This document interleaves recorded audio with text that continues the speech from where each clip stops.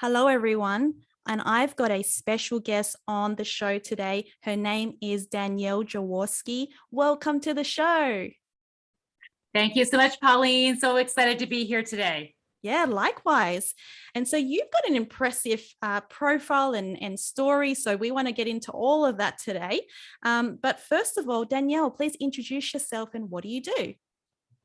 Okay, so my name is Danielle Joworski. Like Pauline said, I am a mindset coach and women's visibility consultant and strategist as well.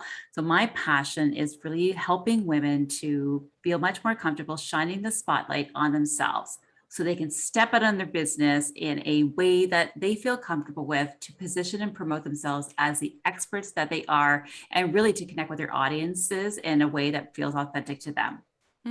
Wow, that's really powerful work because I think that this is something that's pretty unique in terms of visibility. I've not thought about that as sort of a topic or a concern. So we definitely want to get into the juice of those and how people can do that. But in the meantime, for you to be doing this kind of powerful work, it must have come from somewhere or started somewhere in your journey. So can you share with us, I guess, where it all started for you? Oh, for visibility, this idea around visibility that I'm working with right now, it really stems from the first time I started my entrepreneurial journey. I'm right now on my second time around. I'm almost 3 months out of the corporate world. The first time was in 2015.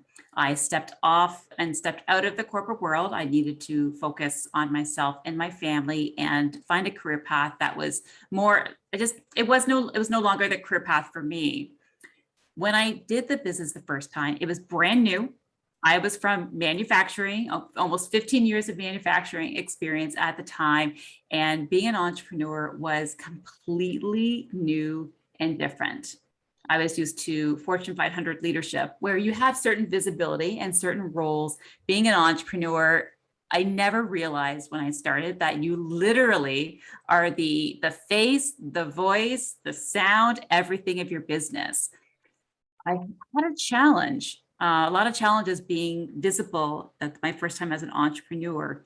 And because of those challenges, part of the outcome of that was the fact that I had to return back into the corporate world in 2018. And which is fine because the blessing and the silver lining from returning back into the corporate was the fact that that's where the idea for the TV show that I host now, we're almost in season 3. Sorry, we are in season 3. The idea for the TV show came from the fact that I returned to the corporate world because one of my biggest challenges was around visibility. And then this idea for a TV show came from, and I knew that in order to create this TV show, to not just pitch it, but to also say, hey, I want to host it and get in front of a camera, I really needed to become much more confident and comfortable being visible and being open to that.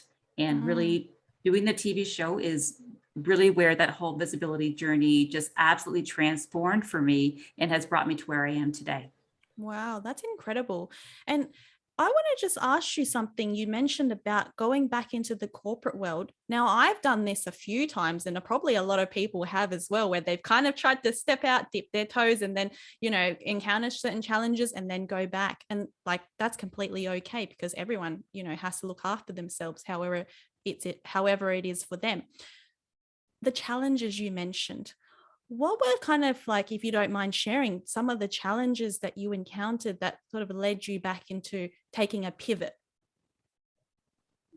Absolutely. So I would say that there's 3 biggest challenges that I had in my entrepreneurialism the first time around. The first one was I'm a dreamer. I think big. I always had these great, like to the moon and back kind of dreams. When I became an entrepreneur, I had these certain dreams and they were huge, like New York Times best-selling author type dreams. And which at the end of the day, like the other great dreams, but what happened was I had these great dreams, but they became overwhelming because in the corporate world, when I was getting I would get my goals, my annual goals, they would pass down to me. Like the CEO would have the big goal. And then by the time it got to me, those goals get they get diluted and filtered down. So there's the big goal at the top, and then I would have something a lot smaller. And you would typically have a year, your quarters or your fiscal year to complete it. As a business owner, you're the CEO. So I had this CEO goal. What I didn't do, and in hindsight, this was, one of the challenges I had, and an error that I made, was I just focused solely on this big, overwhelming, huge goal. I loved it. I was passionate about it. However, it was so big and overwhelming. And at the same time, I gave myself a really short timeline to achieve the set goal, that I didn't have the belief system to align with this massive goal that I had. And I didn't break it down into smaller steps that would better align to the belief system that I had. So that was one challenge. The second challenge was I had a lack of self-belief around the value, like the value that I could provide as an entrepreneur for the first time, the belief in the transferable skills coming out of corporate. How can I use them in the best way? And it really, my value of self-belief is around worth. So value, transferable skills, and worth. So I had a lot of challenges looking at that and trying to figure out what was my message. I had a challenge getting clear and staying consistent in what I was going to do, how I was going to help, and what that service looked like. And then with that was challenging for the fact that because people weren't clear on what I did, I wasn't even clear what I did. I wasn't top of mind when different events were coming up and they needed speakers. I wasn't top of mind when people were looking at connecting and growing networks, because people just didn't know what I did. That impacted my ability to also be visible, because people they didn't know. I was this big question mark. I didn't know. And I also had this fear of being on cameras. So to put myself out there to do a video, to really have these conversations and networks, it was very challenging for me. It was a big, huge fear for me. I grew up as a teen in the 90s, early 90s, where we had cameras and you had to pull them out and turn on the flash and it made the sound, and you had time. Like, it gave me time to get away. Or I would ask to hold the camera and I would take the picture.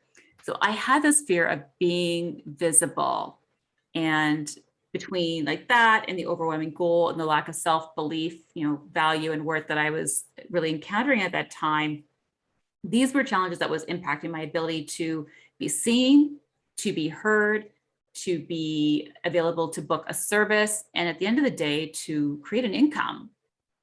And then I had another challenge was I was ashamed to ask for help. I saw asking for help as not a strength, as a weakness. I didn't have the network because I was afraid to put myself out there. I didn't have the network to go to and to ask, where do I go for help on this specific topic? So I really suffered alone that first time as an entrepreneur, because I was afraid of, again, putting myself out there, having this big, overwhelming dream goal that I was really connected with, but had no idea how to get there. And then asking for help was a challenge as well. They are very big challenges in terms of all the things that you've mentioned. And it's something that I think a lot of people can resonate with as well. And even for myself as like a new entrepreneur and, something I've been dreaming about for a long time, I think that there's a lot of people out there that have the big dreams. But then when you're actually in it, it's a whole different ball game, especially if you have to wear the hat of the CEO on everything. And it's like, that's where I guess a lot of the imposter syndrome, or the lack of confidence, and there's actually just so many layers that you've pointed out to it. It's not just as simple as let's go after the dream and let's just throw ourselves into things. And I think there's a leap of faith, which is great, but then there's also like you need the plan, and there's a lot of different factors in terms of helping you get on your journey. So yes. Can we just backstep a little bit? Because you mentioned about wanting to be the best-selling author, New York Times, all of that. That dream. So when you actually stepped out of corporate, was that out of necessity, or did you, have the plan in place, like you had a bit of a roadmap, or would you just took the plunge? I took the plunge. Literally on my Courage. 40th birthday, Yeah. I said to my husband, I said, I'm done. So I am an urban myth. And a week later, I resigned. So for me, there was no plan, which was very scary for me because I come from a manufacturing background. My specialty areas were process and system design, continuous improvement, training, adult education. So I was very process. I liked systems. I liked steps. I like rules. That's the world I grew up in. Like I professionally, that's what I did. To step out of the corporate world and into being an entrepreneur with no plan, that also was a big challenge for me as well. So because I was not used to not having those systems in place, to not knowing what I was going to be at least doing day after day. So that was a challenge as well. So yeah, there was no plan. It was just one of those, we'll figure it out. And the idea that when I first stepped out, it was just really for the summer to be at home with the kids, and then I would return to work in the fall. When the fall came, the conversation with my husband was, I still don't know not just what I want to do, like, what do I want to do when I grow up? I didn't know who I wanted to be. I didn't want to return back into something where I was used to it because it wasn't making me happy. I was no longer fulfilled. And I stepped away from it. So I had the privilege of being able to really spend more time and look around and identify what could I do. And entrepreneurialism was there. It was an option. I said, let's give it a try. I have no idea what I'm doing. I have lots of friends who are very successful entrepreneurs. I saw them. I'm like, okay, they're successful. They're doing it. How hard can it be? Was the question I said to myself. And it was really one of the biggest understatements ever, because as anyone who's an entrepreneur knows, it's a lot of work. Yeah. But it was something else. I'd never seen that side of it because I'd never been in it before. If you were to, given that you've had that experience, when you step back into the corporate world, what was different the second time round? So after being an entrepreneur for those couple of years, so the first time you stepped out and didn't have the plan, then you what was the reason, first of all, for stepping back in? Stepping back in, there was a few reasons. One of the big ones was the fact that I was successful. So I was earning an income. However, I wasn't earning income as fast as I expected to. I had, again, the challenges that I spoke of earlier.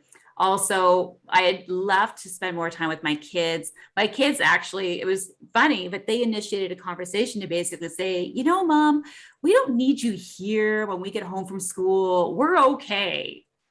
And at the same time, I was thinking of returning to the corporate world as well. And when I had that conversation with them and looking at the struggles I was having in my business, I said, some things weren't working, right? And I was very well aware of that. And I said, let's just shelf this for now. I'm not going to give up on it.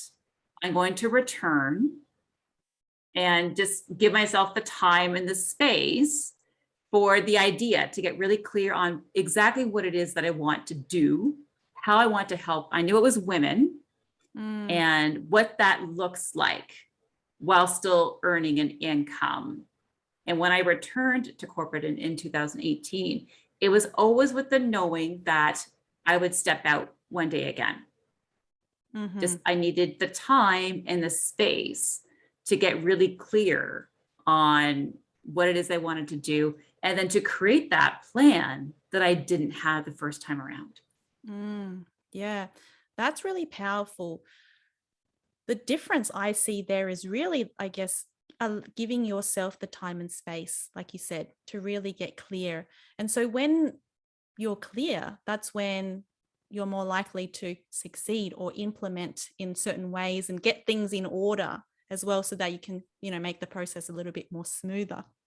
And coming from, relating to you in terms of the corporate world or just generally having those 9-to-5 roles, is that we get trained to be in a very structured environment. And when you go into Yes. entrepreneurship, there is no structure because you have to create it.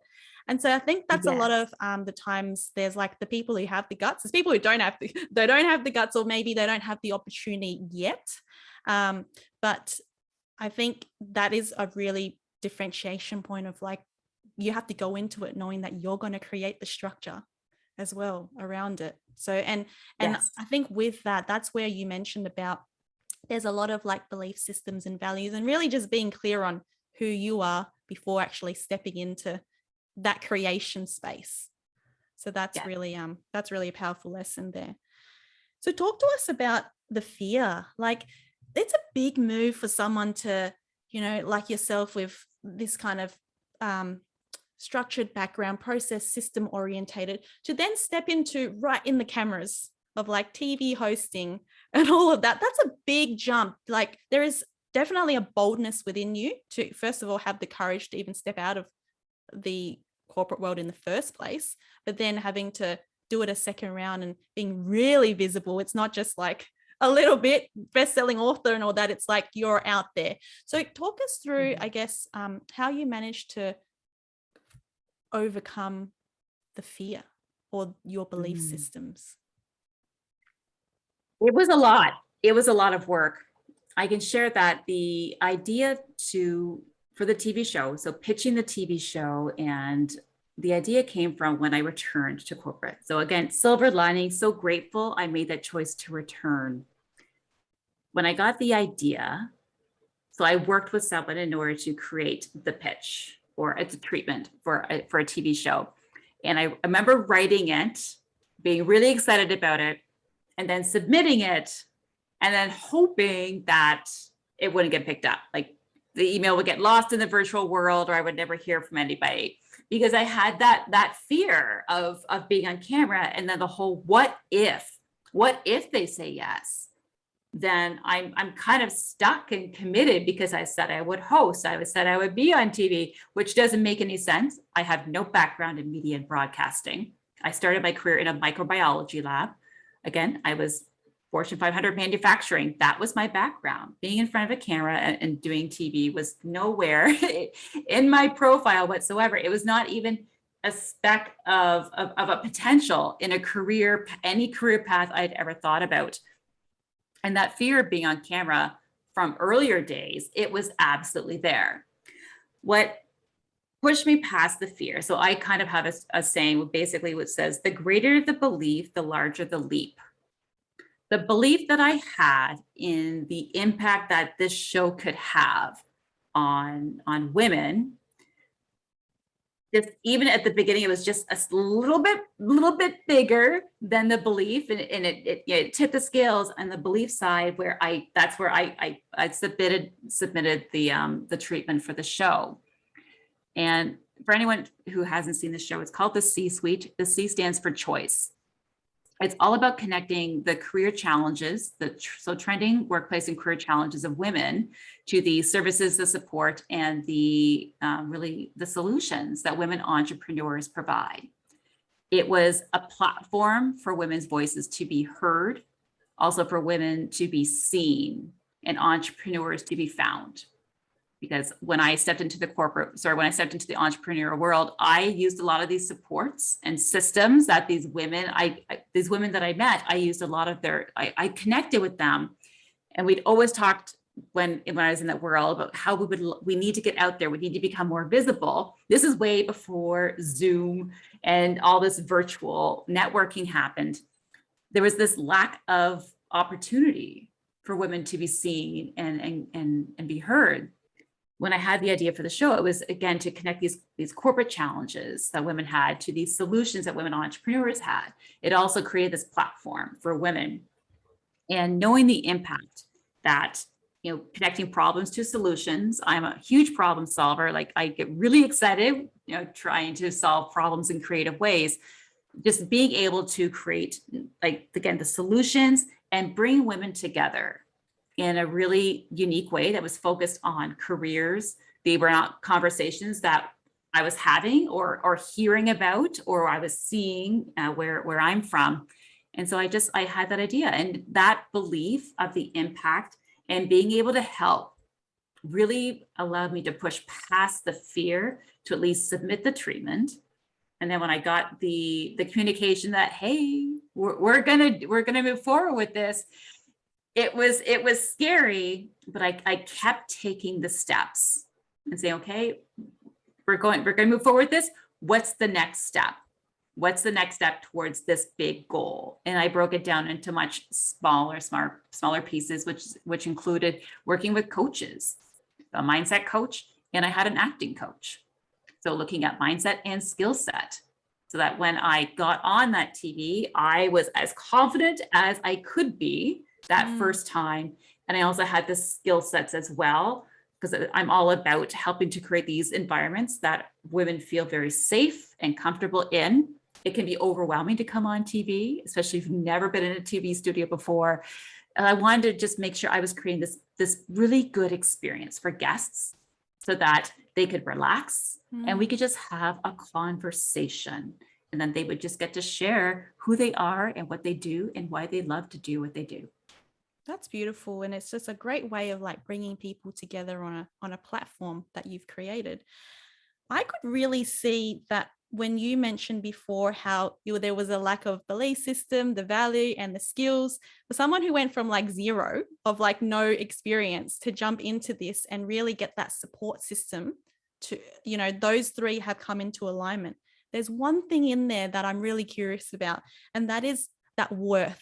That was one of the things that you mentioned as well, because you got all the other things, but when the worth side of things, did that also like increase at the same rate as you were getting, doing the work and getting the belief system and everything was integrating? Or where did that sit when you were on this journey?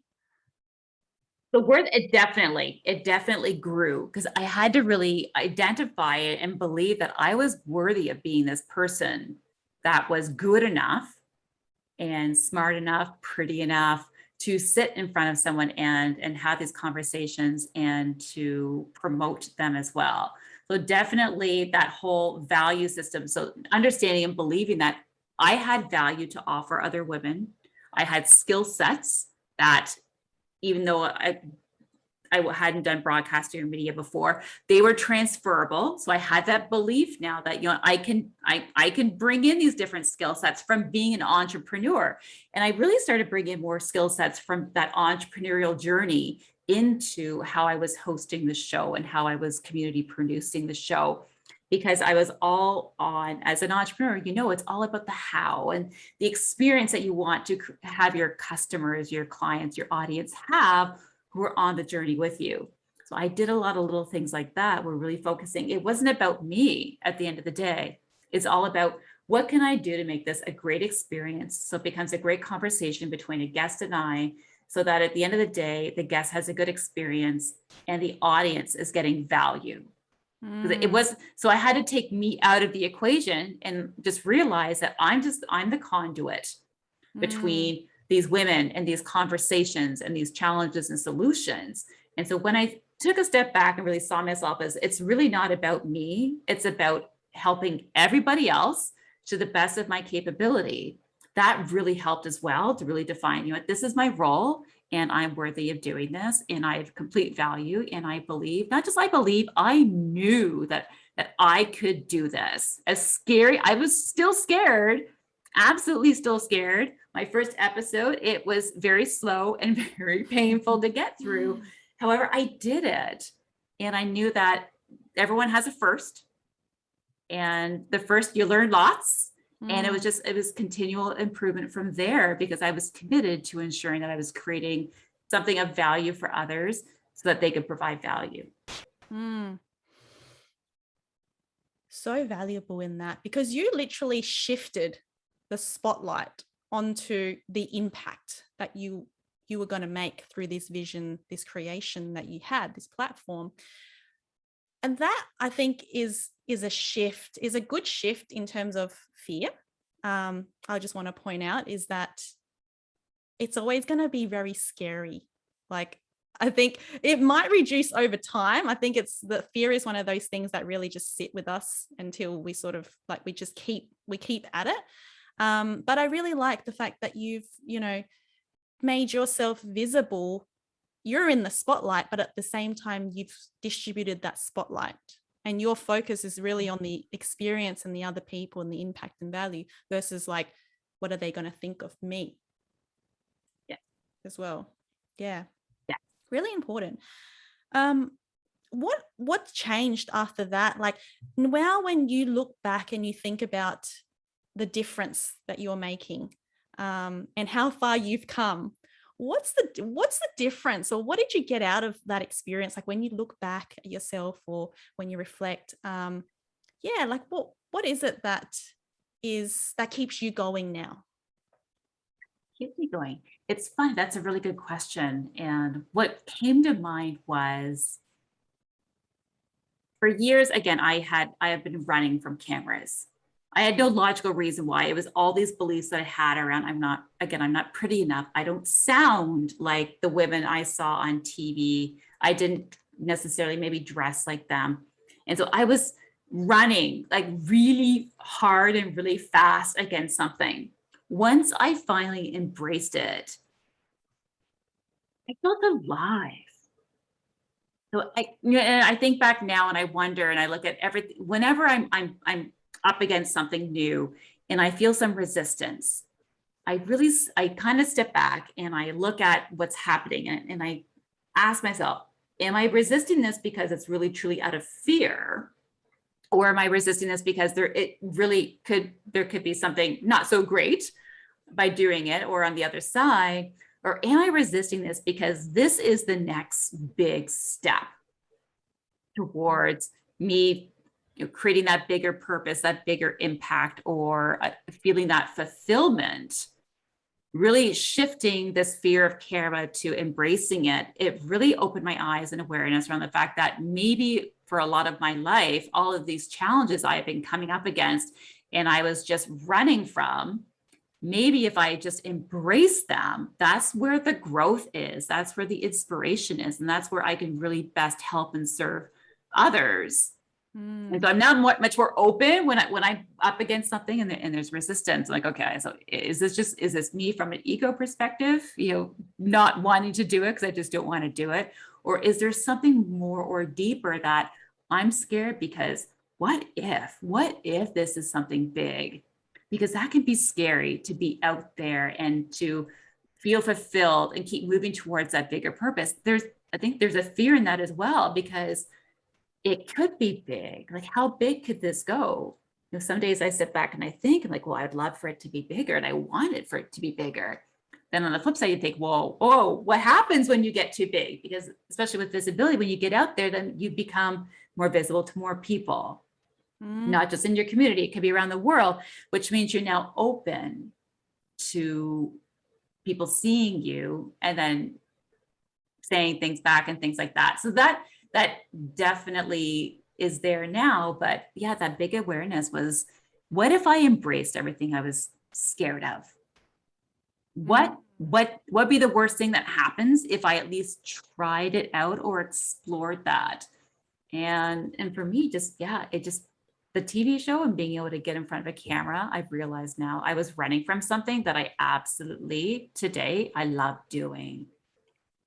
That's really empowering, because you literally ran from something that you were so like, really, I'm just gonna say like effing scared of, but then I'm not gonna say it, but I'm gonna say, but being able to come back to yourself and really embrace the fear, or really embrace the activity that scares you the most, and actually going through that experience, I think that's something that is a drop of wisdom for people to, sometimes it's the things that we're most afraid of that we do need to face and go through. And that's where the true change happens. And that's where the truth growth is. And as you said, the feeling of being alive.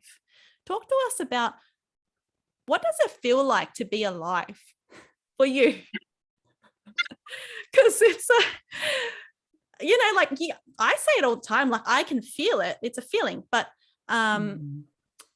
sometimes it can be pretty scary, or if people haven't felt it before, they're like, what does that even mean? Like, why would I be wanting to feel alive? Like, I feel fine, like waking up to my Groundhog Day every day and doing the things that I do. But what's the difference for you? Yeah. But the difference for me is, and I'll go back many, many years ago, where I remember having conversations with my husband, and I would say to him, I don't know, like, I didn't know what was wrong with me. And I would say, I know I'm living my life. Like, this is me, this is my body. Like, I know I'm here and this is my day to day, but somehow it just doesn't feel like my life. It was this really weird feeling that I had. I didn't have any other way to explain it, that I'm here physically going through this life. I'm here, I can touch myself, pinch myself. But how does this not feel like my life?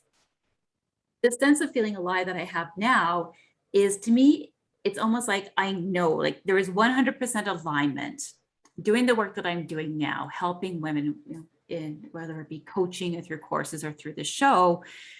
I feel alive in the sense that I just feel, it almost feels like there's this bubbling up in my chest, and just becomes so big and expansive. And all I want to do is it's like your heart, it just wants to beam everywhere. There's a lightness, there's an excitement. Like, I'm an introvert by nature. I much prefer to be, sitting curled up on a couch with a blanket and a warm cup of coffee, reading a book. Like, that's my thing. But doing what I love to do, and this work that I do, it makes it so easy for me to put down the coffee mug and just be alive and come out and do what I need to do and connect with women and have conversations with them and do my work. And then I go back to my coffee and everything else in order to kind of re-energize. But it's a lightness. For me, it becomes this lightness. And again, this power coming from my chest, and maybe I'll call it like from my heart, just really wanting to expand and doing whatever it is that I can do to just help others. And it also becomes, everything is so much easier. Like conversations flow a lot easier. I feel lighter. Things don't bother me as much. I'm much more responsive versus reactive. Again, there's this lightness, and I just, again, it's hard to explain, but I just feel like, and there's this knowing, like, I know I'm supposed to be here right now doing this. This is what I'm supposed to do right now, and we'll just see where it goes. And there's almost this sense of trust in the process that I didn't have before. Yeah, it's like that is the anchor of everything as well, when you do trust the process and you trust in yourself, especially. There was one thing there that I wanted to ask, which was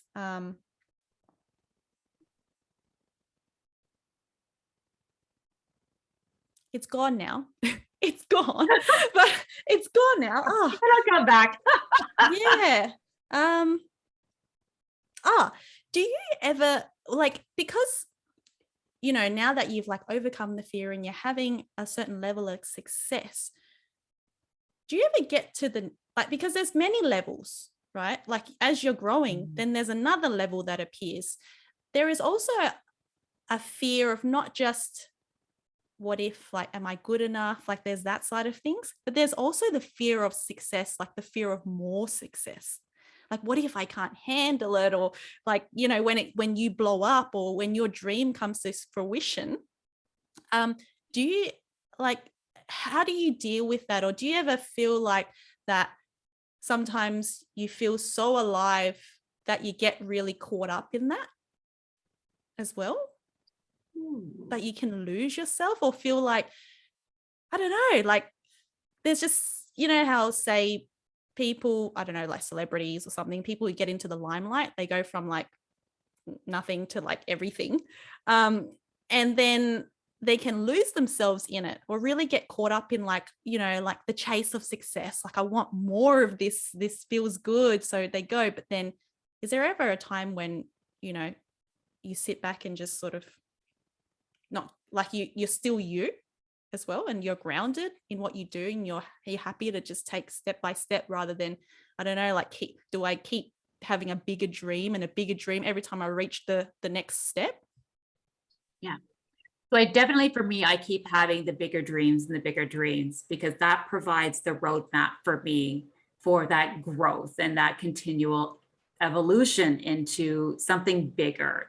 again, it also means the bigger impact. So how can I help others in a bigger way and in a different way?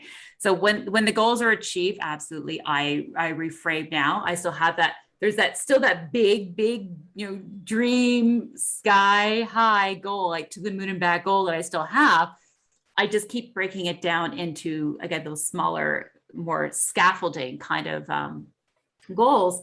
But then what I do is over time is I don't necessarily know what the how is all the time. I've really learned to let go and not worry about necessarily how I'm going to achieve the goal.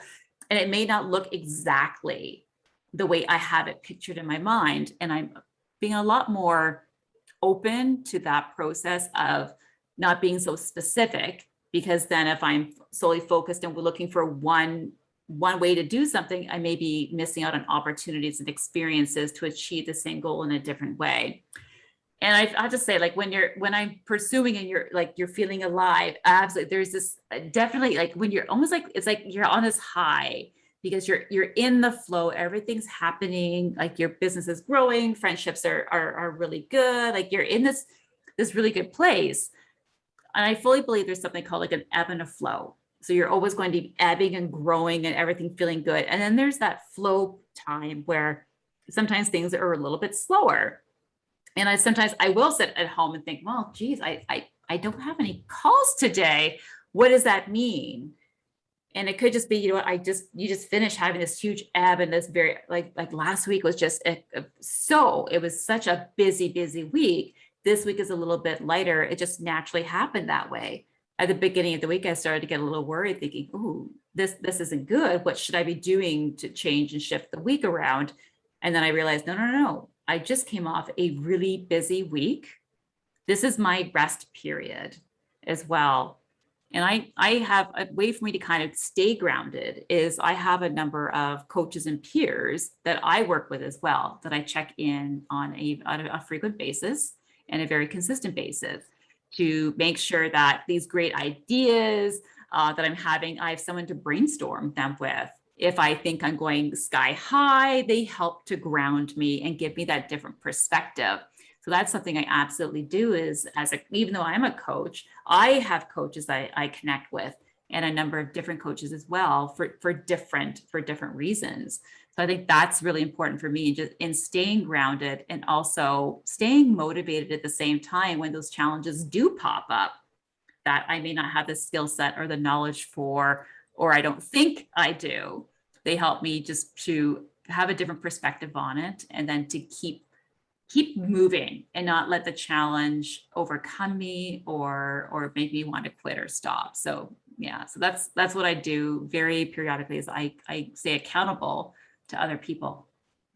Yeah, and thanks for pointing that out, that ebb and flow, because I could see where if you become super visible and you're like on the high, that then you could become also like super low when nothing's going on, or when it's like quiet and it's like, oh, I'm not used to this, because you've literally gotten yourself to a new level. And then suddenly when you go back home, or when the project finishes, it's like, oh, and like then you start to question, like, do I need to keep being visible as well? Like, then there's this constant not feeling like you're enough as well when you are trying to be visible, but then it can become its own cycle.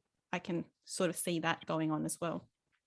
Absolutely. And it's tempting, especially with, say, things like social media, where you hear the idea of, well, you've got to be consistent and be out there very consistently, where some days I don't feel like being out there and I want to remain authentic. Whereas some weeks I'm like, oh my gosh, there's so much going on, and you're pushing it out there and there's lots of things you want to share. So I find it's knowing that ebb and flow. And for me, it's taken a while for me to understand and listen to my body to basically say, okay, this is a rest period and you need the rest for the next time you ebb and the next time you have those moments where you need to really show up and be supportive of other people. Mm-hmm. So I'm learning to take the rest as it comes, to not fear it, to not get anxious about it or think it's something wrong with me. And I also realize that sometimes as we're each growing and evolving, things are shifting around us as well. And I may be moving at a faster pace than other people around me. And sometimes that time and space is needed for others to catch up, or for some time I have to be in the rush to catch up to someone else so that we can continue on these journeys that we're having together. Yeah, that's an interesting point. The people around you are also shifting as you're shifting as well. When you come back to the Danielle that is visible and doing your thing and in flow, but then you come back home and you've also still got your life, you've still got your family, and all of that. How is it for your support system, or those core people in your life? How do you sort of be able to switch characters, or like come back to like being mom again, do you find, is there any impact or anything that insights you can give us in terms of switching the hat and your environment, like how it does it shift when you shift? How does it shift within your family life as well? Does it cause any conflict or not? Like, how do they work around you and you working around them as well? Yeah, it's a lot of learning, and we're all learning, because at the same time, I have a husband, I have children, and so we're all learning and growing, and life is always happening and changing. So we're pretty open with conversations in our house. And I remember when I first started doing this show, like I would do a show and we would tape, and I would be at a high that night. I wouldn't go to bed until the wee hours of the morning. Then the next day, it's like a sugar crash. It's just, you're so tired. And it became, okay, so what do I need to do around my life in order to make sure that with the ebbs and flows and everything that's happening and all the shifts that are happening, that we try and maintain like not a status quo, but like a line. And so the things I do is I create boundaries. Something I've gotten really good at in the last couple of years is really identifying, so what do I truly value? And what are my boundaries? And what are non-negotiables?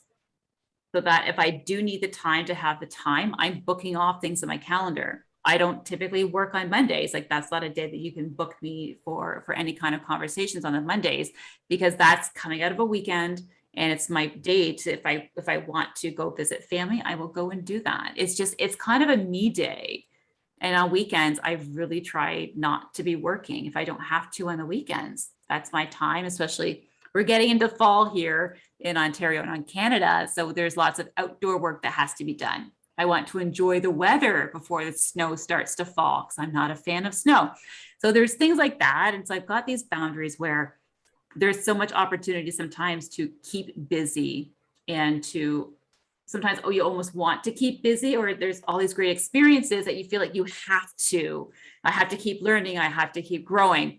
And with the boundaries that I set, it becomes when opportunities flow my way, I set, and like, one thing I ask myself is, when the opportunity comes, it's, do I get excited?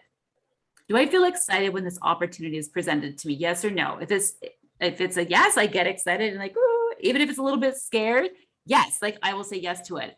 If I'm not necessarily as excited about it, that it becomes a no, or not right now, or I can create those boundaries around it. But for me, it just becomes, again, I'm very big on my time. I'm very protective of my time. And I like to say I own my time, because if I don't own my time, somebody else will. So I'm very protective of that. And that really helps me to make sure that when I'm working and I've had a really busy day, I can give myself that time to kind of decompress, so that when I go upstairs and I start making dinner, or the kids come home from school, then I'm mom.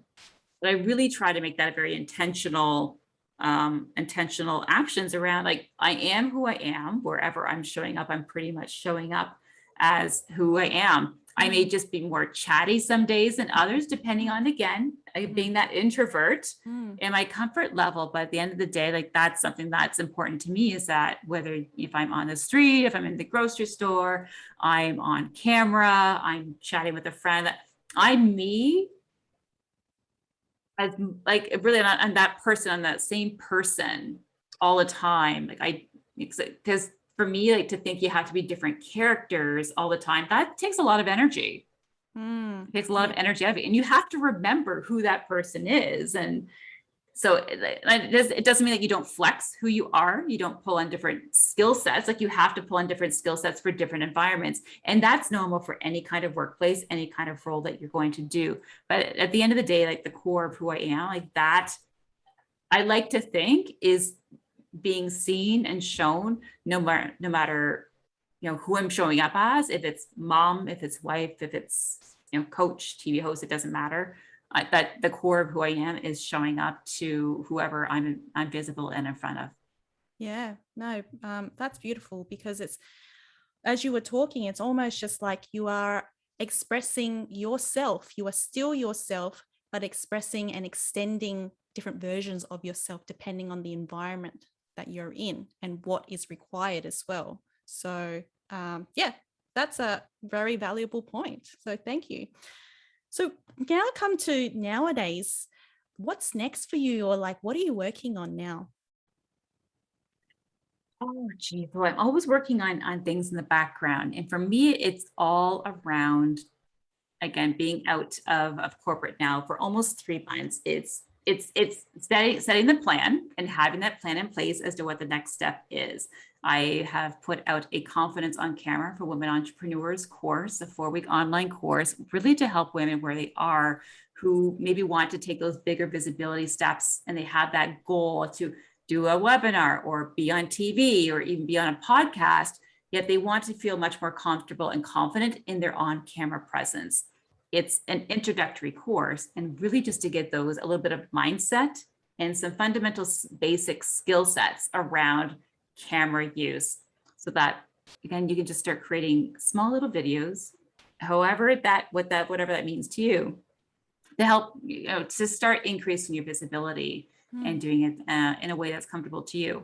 And speaking, at the end of the day, it's speaking, and I'm doing group coaching programs as well. That's really focused on mindset, because for me, that was crucial. And what I love is I now get to teach and facilitate the exact same mindset program that I've used and I've been using for years, that allowed me to create the mindset shifts that I had in order to get over those fears, to get on TV, and to keep moving past the fears of judgment, self-criticism, that inner critic. Again, it's the same mindsets that I use, that I've had success with, that I now get to teach others as well. Yeah, wonderful. Yeah, so if anyone wants to get onto, that confidence online, definitely reach out to Danielle. We can drop all the links in the show notes as well. And Danielle, I want to ask you now, coming to the end here of our conversation, couple of questions about where you are in your life right now. What does fulfillment mean to you? Oh, wow. Fulfillment means to me is aligning who I am with what I do. Yeah. Perfect. And it's a feeling. Yep. So aligning, that alignment, figuring it out and owning it, and then embracing it. Yeah. Wonderful. And lastly, all your dreams have come to fruition, right? Imagine that has all happened. You're thriving in your life, like every all is well, and you're making impact to millions and millions of people out there. One day it becomes your last day on earth. What would be the message that you would want to send to everyone or leave us with? But I did a lot of work with a business coach around the vision that I have for my business and in my work. And the vision that will answer your question is, so my vision is a world where a woman's career path and success are limited only by her imagination and the reach of her voice. So that's kind of, that impact that I see. Mm-hmm. And what would be the message, if you were to drop us a last message that you want everyone to know? What would that message be? It would be, what came to my mind right away when you asked it is, like, you know what that feeling is, you know what that dream is, you know what that next step is. At the same time, so often we don't listen to that knowing. We shove it aside thinking it's not logical, it doesn't fit in with our plans right now, or it's not someone else's idea of what should be next. But I think, like the message is, at the end of the day, you know what the next step is, you know what you want, and you know that you're, again, like you're here to do more, like you can do more, and you know that you can believe in yourself. Beautiful. Thank you so much for your time and your insights and wisdom on today's episode, Danielle. Really appreciate it. Thank you so much, Pauline, for having me today. I had a wonderful time having this conversation with you. Yeah, me too.